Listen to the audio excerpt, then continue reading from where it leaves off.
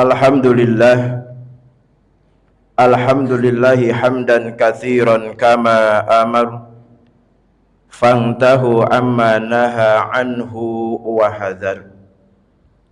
Ashhadu an la ilaha illallahul wahidul qahhar, wa ashhadu anna Muhammadan abduhu wa rasuluh sayyidul khalaiqi wal bashar. Salatullah wa salamullah ala habibina wa syafi'ina wa karimina wa maulana Muhammadin sallallahu alaihi wasallam wa ala alihi wa ashabihi wa man tabi'ahum bi ihsan ila yaumil qiyamah. Duyufullah, duyufur rahman, ittaqullah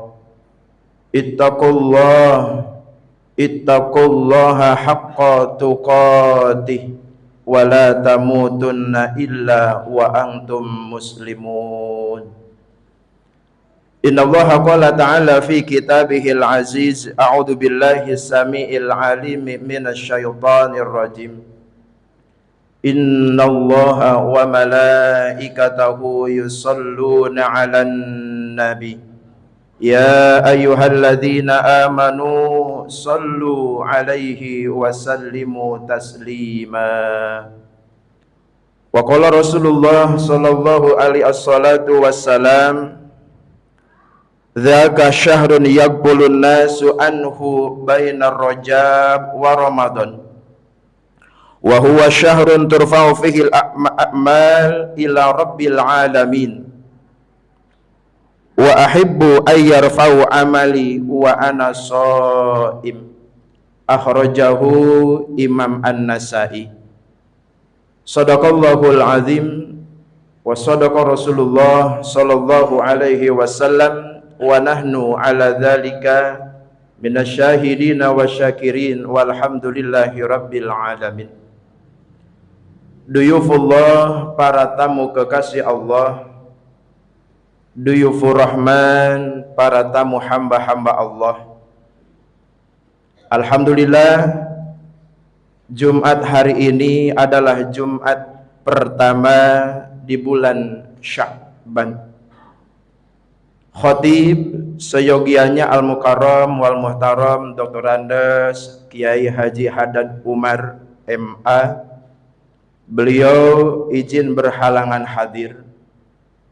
Khatib pengganti beliau berwasiat khusus untuk diri pribadi, umumnya kepada hadirin jamaah, untuk selalu menjaga, merawat dan memupuk iman Islam kita. Hanya itulah modal satu-satunya yang berharga di hadapan Allah, dan mudah-mudahan iman dan Islam kita bisa dibawa sampai menghadap Allah Subhanahu wa ta'ala dengan gelar wafat husnul khotimah. Amin Allahumma amin. Hadirin duyufullah, duyufur rahman, rahimani wa rahimakumullah. Bulan Sya'ban, hitungan ke-8 di bulan Hijriyah, di tahun Hijriyah. Bulan Sya'ban, bulan yang kebanyakannya kaum muslimin wal muslimat melupakan, bahkan tidak sedikit pula menganggap bulan yang biasa, bahkan tidak sedikit pula menganggap bulan Sya'ban bulan seperti bulan-bulan yang lainnya. Padahal Nabi kita Muhammad sallallahu alaihi wasallam dalam sebuah hadisnya yang disampaikan oleh Imam An-Nasa'i, kata Rasul, dzaka syahrun yaqbulun nasu anhu bainar rajab wa ramadan. Karena bulan Sya'ban, bulan di antara bulan Rajab dan Ramadan, maka disitulah kaum muslimin wal muslimat sikap terhadap bulan Sya'ban biasa-biasa. Padahal kata Nabi, wa huwa syahrun turfa'u fihil a'mal ila rabbil alamin.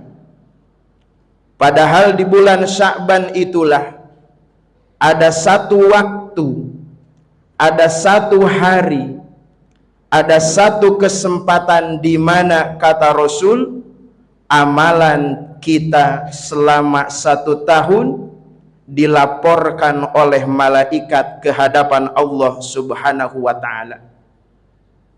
Dan Nabi mengatakan, wa uhibbu ayyarfa'u amali wa ana shaim. Dan aku berharap, ingin ketika amalan catatan ibadahku dilaporkan oleh malaikat kepada Allah, posisiku dalam keadaan puasa. Kaum muslimin rahimani wa rahimakumullah, inilah menjadi dalil, inilah menjadi hujjah, inilah menjadi sebab kenapa baginda tercinta Nabi besar Muhammad sallallahu alaihi wasallam ketika masuk bulan Sya'ban beliau lebih banyak puasa sunnah dibandingkan di luar di bulan Sya'ban. Aisyah radhiyallahu anha pernah bertanya kepada Rasul, "Ya Rasul, setelah ku perhatikan kenapa Rasul lebih banyak puasa di bulan Sya'ban dibandingkan dengan bulan-bulan yang lain?"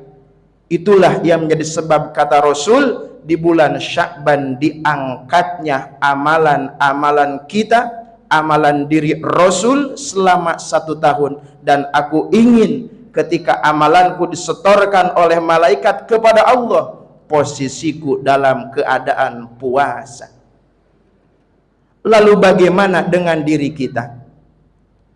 Kita sebagai umat Nabi Muhammad yang tentu nilai ibadahnya tidak akan sampai seperti nilainya ibadah Nabi Muhammad. Ketakwaan kita jauh seperti ketakwaan Nabi Muhammad. Ma'rifatnya kita jauh dengan ma'rifatnya Nabi Muhammad.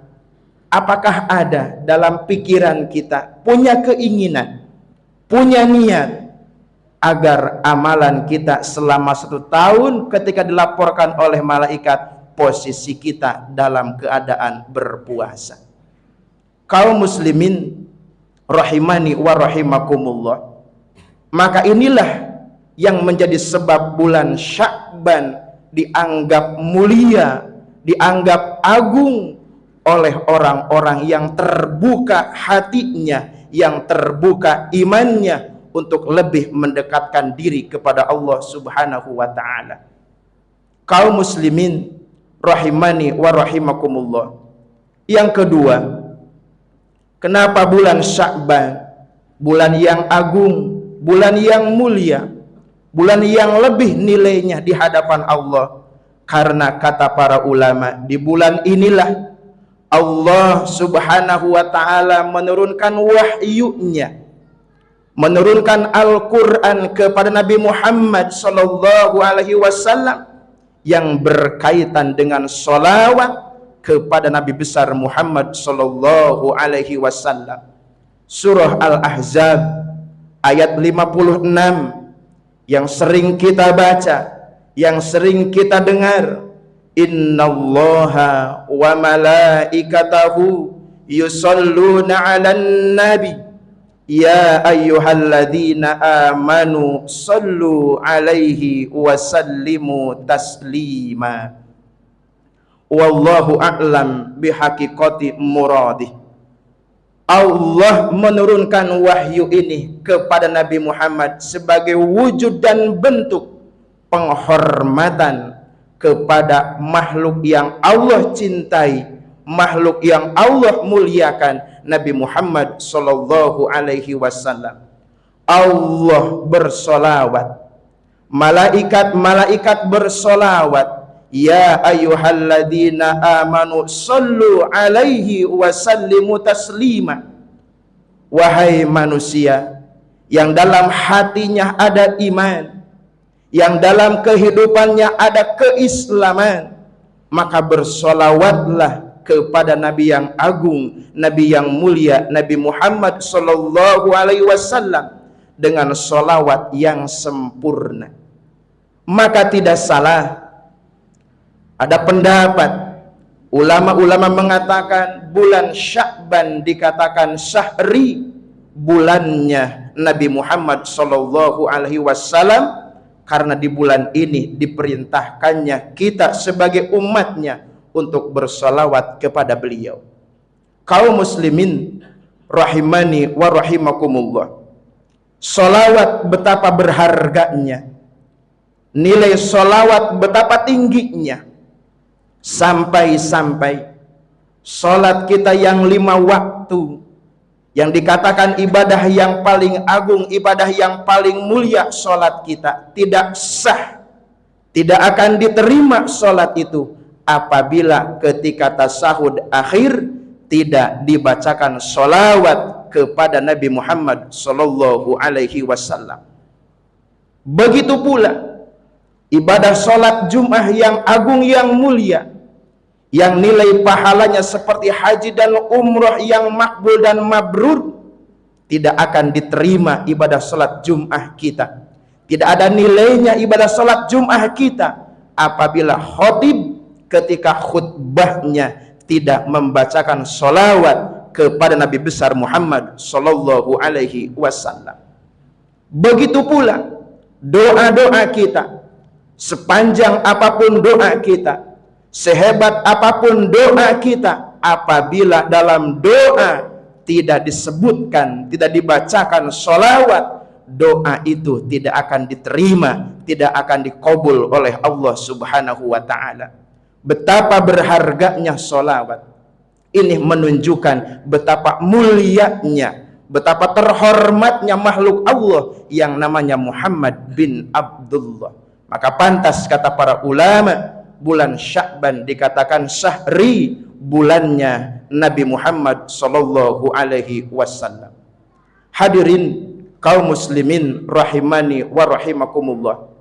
Yang ketiga, kenapa bulan Sya'ban dikatakan bulan yang agung, bulan yang mulia di hadapan orang-orang yang hatinya terbuka untuk mendekatkan diri kepada Allah? Karena di bulan Sya'ban ada satu hari, ada satu waktu, di mana di hari itu, di waktu itu, Allah subhanahu wa ta'ala akan mengampuni dosa-dosa hambanya. Kapan? Yaitu ketika nisfu Sya'ban. Ada sebuah hadis Nabi, innallaha ta'ala azza wa jal yanzilu lailati Sya'ban ila sama'i dunya. Allah ketika malam nisfu Sya'ban turun ke langit dunia. Namun ingat para jamaah, turunnya Allah tidak seperti turunnya makhluk dari atas ke bawah. Maksudnya Allah turun ketika malam nisfu Sya'ban sampai terbitnya fajar. Allah menawarkan. Apa yang Allah tawarkan? Kata Allah, siapa yang ingin diampuni dosanya akan aku ampuni, dan siapa yang ingin doanya diijabah akan aku ijabah, dan siapa hamba Allah yang ingin dirubah musibahnya dengan nikmat akan kurubah musibahnya dengan nikmat. Tawaran Allah berlaku hanya satu malam, ketika malam nisfu Sya'ban sampai terbitnya fajar. Kesempatan yang amat sangat berharga, waktu yang amat sangat berharga yang Allah hadirkan dalam kehidupan kita. Apabila kita leha-leha, apabila kita tidak serius menyambut pemberian, tantangan, hidangan yang Allah berikan, alangkah ruginya umur kita, alangkah ruginya kesempatan kita, alangkah ruginya waktu yang Allah berikan kepada kita. Kaum muslimin rahimani wa rahimakumullah, tiga inilah sebab kenapa bulan Sya'ban dimuliakan oleh Allah dan dirasakan kemuliaannya oleh orang-orang yang terbuka hatinya untuk mendekatkan diri kepada Allah. Sebabnya satu, karena disitulah Allah menerima catatan amalan kita selama 1 tahun. Yang kedua, disitulah Allah memerintahkan bersolawat kepada nabinya. Dan yang ketiga, Allah akan mengampuni dosa-dosa hambanya. Mudah-mudahan doa yang selalu kita ucapkan, Allahumma barik lana fi Rajab wa Sya'ban wa baligh Ramadan, diijabah, dikabul oleh Allah Subhanahu wa taala, sehingga kita bisa beribadah maksimal, sehingga kita beribadah diterima oleh Allah Subhanahu wa taala, dan bisa menghidupkan bulan Sya'ban dan bisa menghidupkan bulan suci Ramadan, dengan harapan mudah-mudahan kita wafat dalam keadaan husnul khotimah. Amin amin ya Allah ya rabbal alamin. Barakallahu li wa lakum, astaghfirullahal azim li wa lakum.